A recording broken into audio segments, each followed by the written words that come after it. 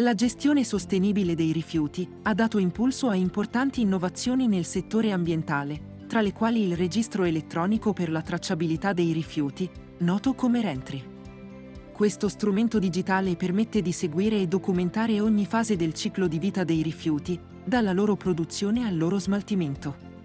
L'utilizzo del Rentry assicura maggiore chiarezza nei processi, prevenendo pratiche illecite e garantendo il rispetto delle normative ambientali.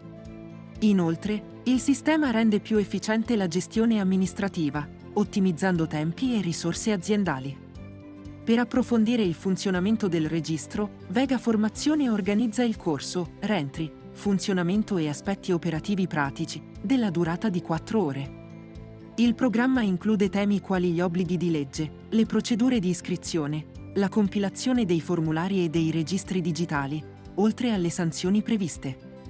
Il corso è rivolto ai responsabili di sistemi di gestione ambientale UNI ISO 14001, ai manager HSE, ai sustainability manager, ai responsabili tecnici gestione rifiuti e ai consulenti ambientali.